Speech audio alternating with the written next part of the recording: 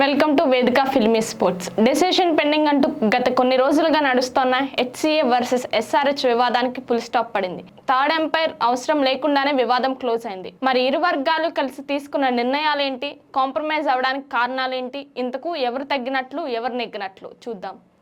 Complementary పాస్లు కాంట్రవర్సీకి కారణమయ్యాయి. SRH versus HCA అన్నట్లుగా జరుగుతున్న free పాస్ల వివాదం ఎట్టకేలకు క్లోజ్ అయింది. ఎస్ఆర్హెచ్ ప్రతినిధులతో భేటీ అయిన హెచ్సిఏ సెక్రటరీ దేవరాజ్ కీలక అంశాలను ఎస్ఆర్హెచ్ ప్రతినిధులు ముందు పెట్టారు. ఎస్ఆర్హెచ్, హెచ్సిఏ, బీసీసీఐ మధ్య జరిగిన త్రైపాక్షిక ఒప్పందాన్ని పాటించాలన్నారు.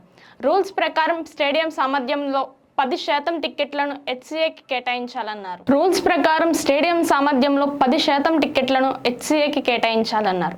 హెచ్సిఏ నుంచి ఎస్ఆర్హెచ్కి ఎదురైన సమస్యలను కూడా చర్చలతో పరిష్కరించుకుందామన్నారు.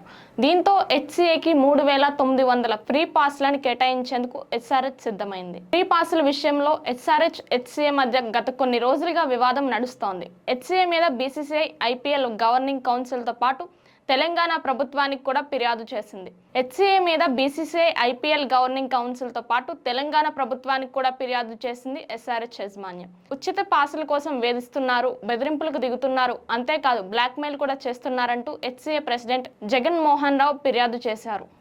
టికెట్స్ విషయంలో ఇలానే వేధింపులకు గురి చేస్తే హైదరాబాద్ వీడి మరో రాష్ట్రాన్ని హోమ్ గ్రౌండ్గా ఎంచుకుంటామంటూ ఆగ్రహం వ్యక్తం చేశారు. ఎస్ఆర్హెచ్కి కౌంటర్గా హెచ్సిఏ సైతం గట్టిగానే వాదించింది.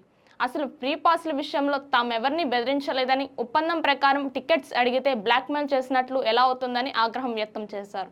ఎస్ఆర్హెచ్ ప్రతినిధులు హెచ్సిఏ ట్రెజరర్ మీటింగ్లో పాల్గొన్న తర్వాత బ్లాక్మెయిల్ ఆరోపణలు సరికాదంటూ సమాధానమిచ్చింది. ఇలా ఇరు వర్గాల మధ్య నడుస్తున్న వివాదంపై ఇటు తెలంగాణ ప్రభుత్వం సైతం స్పందించింది. హైదరాబాద్ ఇమేజ్ను దెబ్బతీసే ప్రయత్నాలు ఎవరు చేసినా ఊరుకునే ప్రసక్తి లేదంటూ విజిలెన్స్ ఎంక్వైరీని ఆదేశించింది. విజిలెన్స్ డీజీ కొత్తకోట శ్రీనివాసరెడ్డి ఆధ్వర్యంలో విచారణ కూడా మొదలైంది. ఉప్పల్ స్టేడియానికి వెళ్లిన అధికారులు హెచ్సిఏ సిబ్బందిని కూడా విచారించారు. ఎస్ఆర్హెచ్తో హెచ్సిఏ అధ్యక్షుడు వ్యవహరించిన తీరు, టిక్కెట్ల అమ్మకం, బ్లాక్లో టిక్కెట్ల విక్రయాలు, హెచ్సిఏ రోజువారీ పరిపాలన వ్యవహారాలపైన విజిలెన్స్ శాఖ ఆరా తీసింది. విజిలెన్స్ ఎంక్వైరీ నడుస్తుండగానే చర్చించుకుందాం రండి అంటూ హెచ్సిఏకి ఎస్ఆర్హెచ్ మెయిల్ పంపడం, ఇరు వర్గాల ప్రతినిధులు కూర్చుని మాట్లాడుకోవడంతో వివాదానికి ఎండ్ కార్డ్ పడింది. ఎస్ఆర్హెచ్, హెచ్సిఏ, బీసీసీఐ మధ్య జరిగిన త్రైపాక్షిక ఒప్పందాన్ని పాటిస్తూ హెచ్సిఏకి 10% ఫ్రీ పాస్లను కేటాయించడంతో గత కొన్ని రోజులుగా నడుస్తున్న కాంట్రవర్సీకి ఫుల్ స్టాప్ పడింది. అలాగే ఎస్ఆర్హెచ్, హెచ్సిఏ ప్రతినిధులు ఇవాళ ప్రభుత్వ వర్గాలతో సమావేశమయ్యే అవకాశం ఉంది. మీటింగ్ సారాంశాన్ని వివరించడంతో పాటు హెచ్సిఏలో తలెత్తుతున్న వివాదాలపైన మాట్లాడే ఛాన్స్ కనిపిస్తోంది.